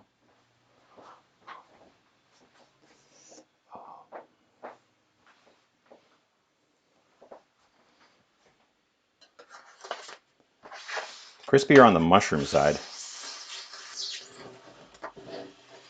Okay, close enough.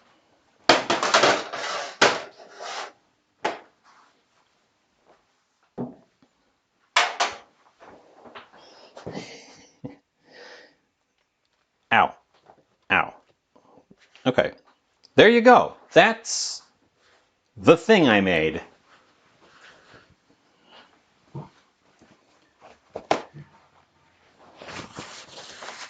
We're going to cut it in half along the dividing line. Treat it as 2 half pizzas. I'm going to clean up my table a little bit. It ended up being in there for about 20 minutes. I got cold feet. At about 20 minutes, I saw these little black specks forming on the tips of things that were poking all the way up, and that's when I was like, ah. And, you know, the crust is nice and browned. So it was in about 20 minutes. Which isn't, honestly, it probably could have handled just a little bit more. Because we're not burnt yet. But I don't know. I did rotate it partway through because I don't trust my oven.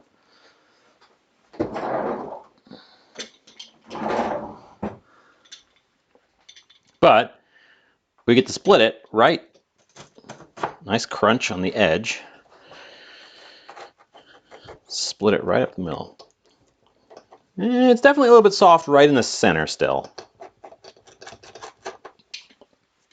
I think this, in particular, would have benefited from a pizza stone. And I've got a pizza stone, but this is a rectangle. And the pizza stone's a circle. So I would have had to change stuff to fit this on the pizza stone. I also don't have a pizza peel, so putting raw dough on the pizza stone might be a little bit beyond my abilities. The tuna has these lovely little sort of browned edges that the grilled one, or the seared one, didn't even have. And I'm glad I par-cooked the mushrooms, because I feel like they would be a puddle if I hadn't done that. Okay, well that means we're in the tasting phase already. Like I said, bit of a shorter one today. Monday's show caught me off guard when I saw how long it had been running when I got to the end. I didn't realize we had run that long until I uploaded the VOD. I was like, oh man, that was a long one. Obviously I was having fun, so it was a long one that didn't didn't get to me. Which one would you like to see me try first? I'm going to, while you're thinking about that, I'm going to take a picture of it here on the counter rather than transferring it.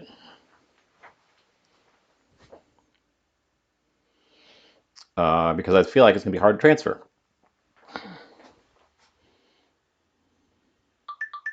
Oof.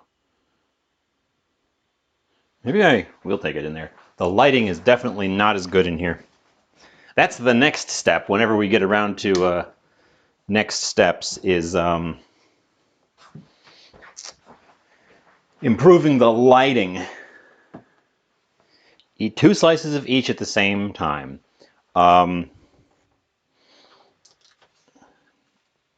No.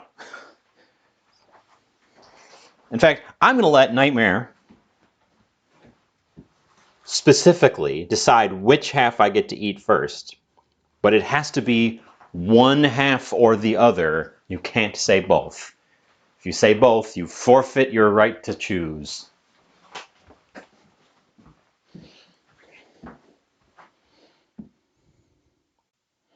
Come on, wake up, phone.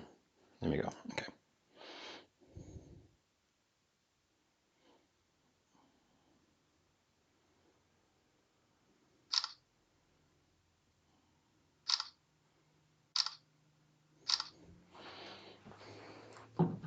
Since you've been asking me to eat things since the very beginning,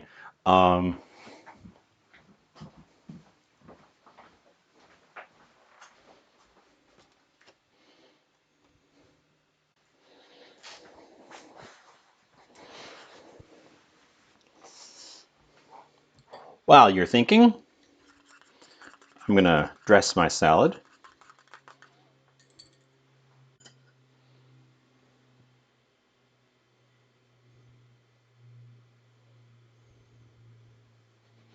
Side with the mushrooms.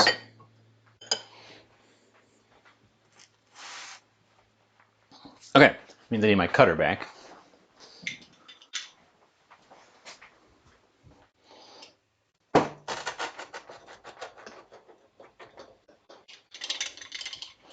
And I have a little bit of my fake garum over here in case I think it needs a little bit more.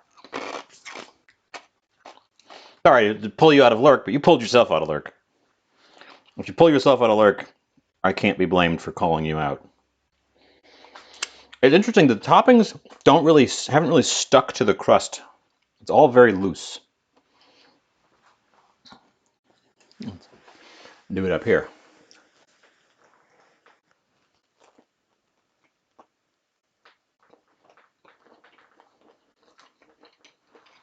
Mmm.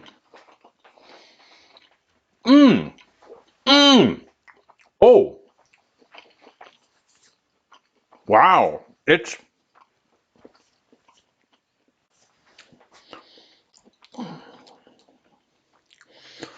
so complex.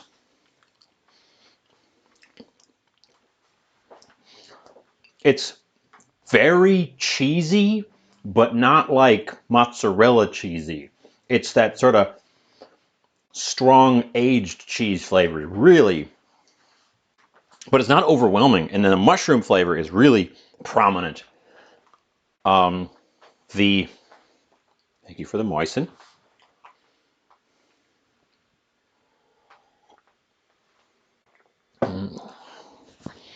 Moist. I need to do that to refresh my palate anyways before we try the other side. It's really good. It's very cheesy. It's salty, but not overly salty. This stuff I can't directly taste. Let me taste this stuff to refresh myself on it.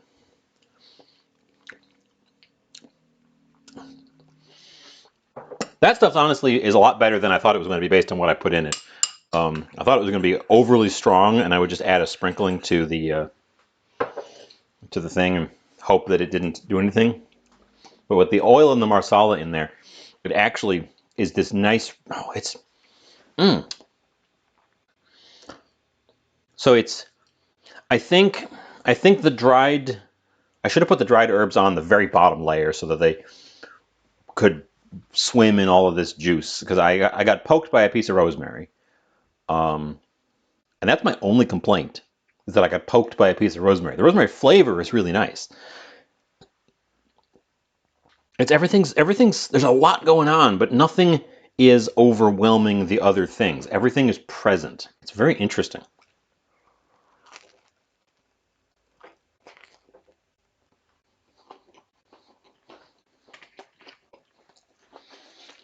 So it's cheesy and savory and salty and herby.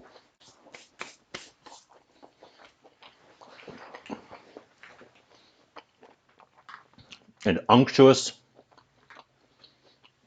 There's a lot going on. It's really, like, it hits you with weight. Like, it's very chunky, so it kind of hits you with different flavors at different times as you're chewing through it. I think that the plain old button mushrooms were a boring choice. They were a boring but safe choice. They're not contributing a ton here. The oyster mushrooms are very nice. They've retained a good texture. I think if you do this, splurge on some decent mushrooms. Don't just get some plain old button mushrooms. Splurge on some oyster mushrooms, maybe some trumpets, some chanterelles if you can find some, like a mushroom medley. I think would be perfect on this. I like that. That is a top notcher. And that was the one that I was sure was going to work as well. So I'm glad I started with that one. Let's try tuna and asparagus. The side, crunch, there you go. The side that is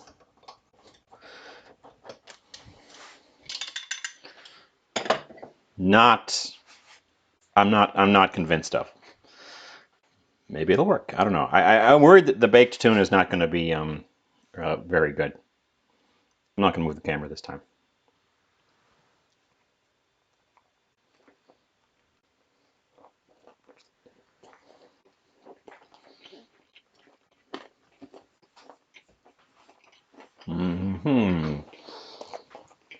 It's really different.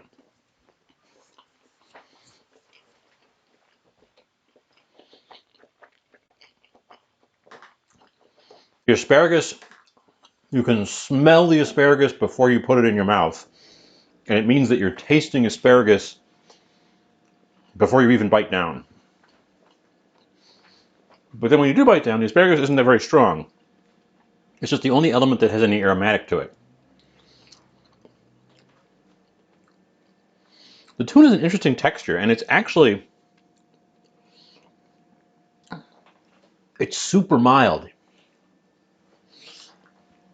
I'm surprised at how mild the tuna is. Tuna usually has a bit more flavor to it. Let me try a bite with just this chunk of tuna on it and see if I can't pull it out.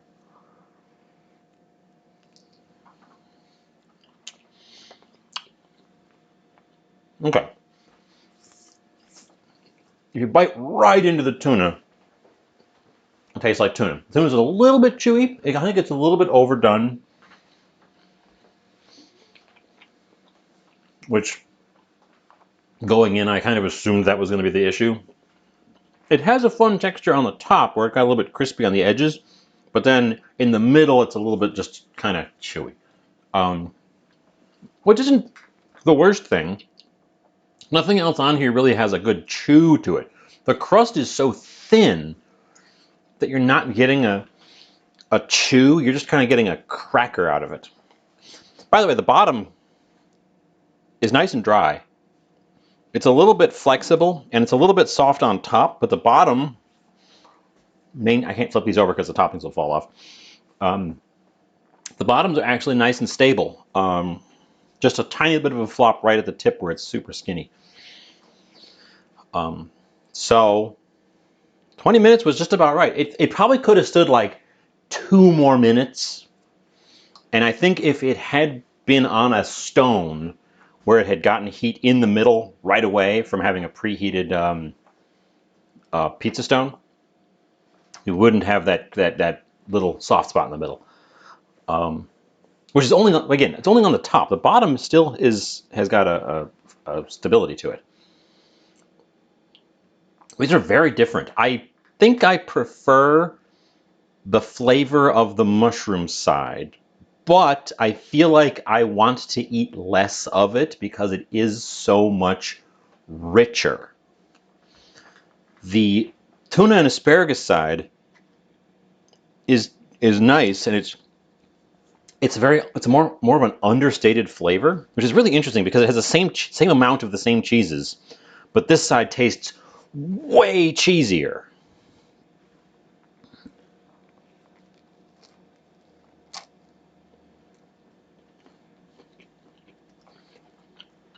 This side I feel like I can keep going because it's a much milder, gentler flavor.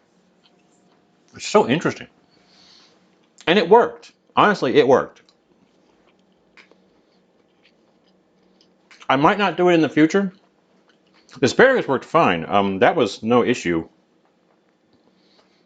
I think the tuna is overdone. I think you probably want, if you want to do it with fish, you want a fattier fish that's going to hold up to the roasting. Because tuna, the part, the meaty part of tuna is very low in fat. It's a very lean piece of meat compared to something like a salmon.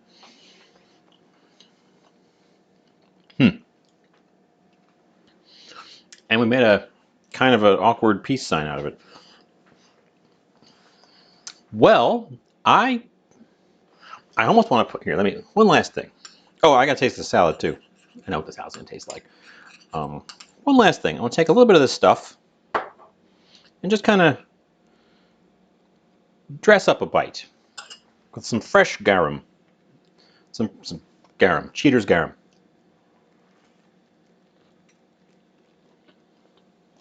Mmm. Well, now it tastes a lot like the garum. But I don't hate it.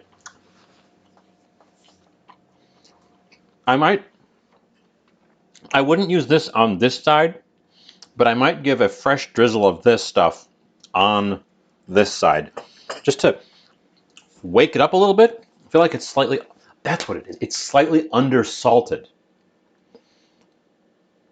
And I don't know why. Because I didn't add any salt different to either side of them.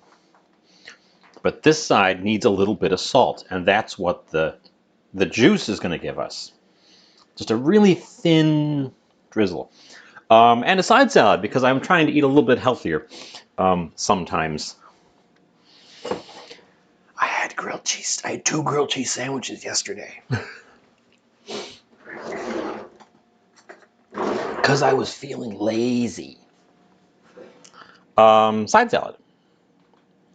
It's a tuna feta arugula salad with red wine vinaigrette.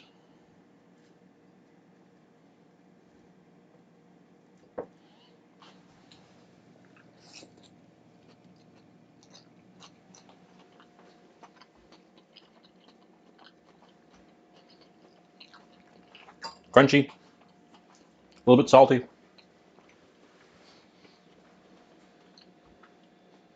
little bit of chew on it. Probably just scooch too much feta, but I can balance it out by adding some more greens to it. Or stirring it in, because there's no feta at the bottom, obviously.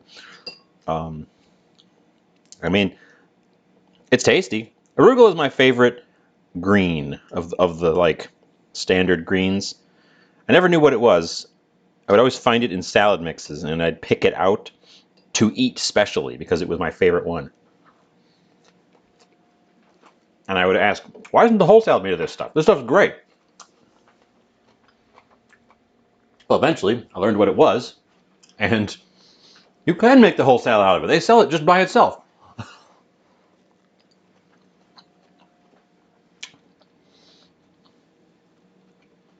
It's called Rocket in Europe. Talking with my mouth full.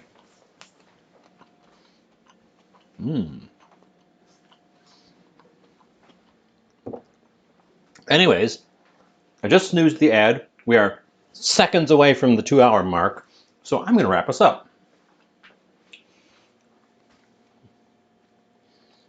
Pop me back up here. Sic semper tyrannis, as the saying goes. Happy Ides of March. We're a day late for Pie Day, but I made a pizza pie anyways. I learned quite a few things from that. This stuff's really good. I like this stuff. I wonder, I have anchovy paste. I chopped anchovies for it, but I bet you a little squirt of anchovy paste, fish sauce marsala, olive oil, and a dash of vinegar would be really easy to remake that in a very, very short amount of time. And it was tasty stuff. I don't know what else I'd use it for. I almost feel like you would use it just by putting it on whatever in the Roman fashion. It's sort of an everything. It's an every condiment because it's sweet, salty, savory, acidic, and fatty. Yeah, it's all. It's literally the five fecta. Because it's got the oil in it, and that's probably why it's so tasty. I don't think it would be nearly as tasty without the sweetness, or without the oiliness, or without the acidity in it. It just kind of hits all those marks. I'm gonna keep that one in my back pocket. That one is really neat. Let's see who's on at this time of day.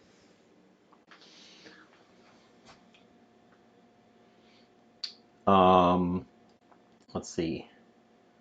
Fraz is back on, or is he still on? Hold on, I gotta pull up a new tab. Bear with me. Bear with me. Please bear with me.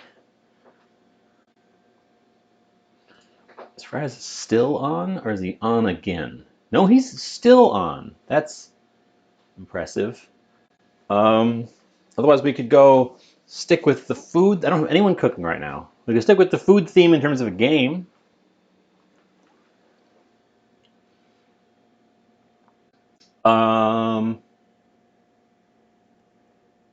In fact, yes. We're gonna go raid Twiggy. I haven't raided Twiggy in a while. Twiggy took a break from streaming and has come back. She's playing currently a very chill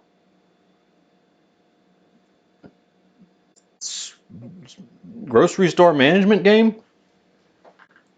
So we'll all go say hi about that. Otherwise, yeah, I will be back.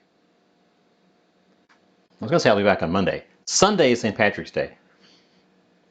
I think we're gonna put off St. Patrick's Day to Monday, so that my meat. Oh, I was gonna show you the meat. Cancel that raid. I forgot to show you the meat.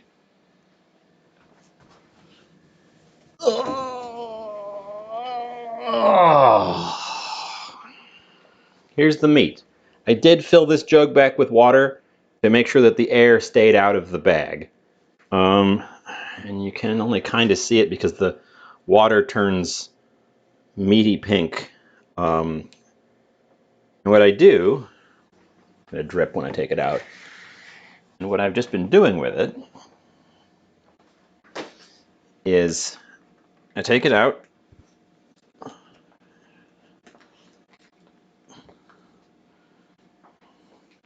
And then I'm not going to do the full process here, but I kind of swish it around and rotate the meat in there so that different, because the brine is thinner at the top, and I want to make sure that every part of it gets equal chance at the brine. So as you can see, the brine goes above where the meat is. There's not like it's not in the brine, but the brine is thinner at the top. I will rotate that in a minute because it's a little bit of a wet process to rotate it, and I'm raiding us out. So let me reset our raid. Okay. I forgot to show you the meat. I was going to show you the meat.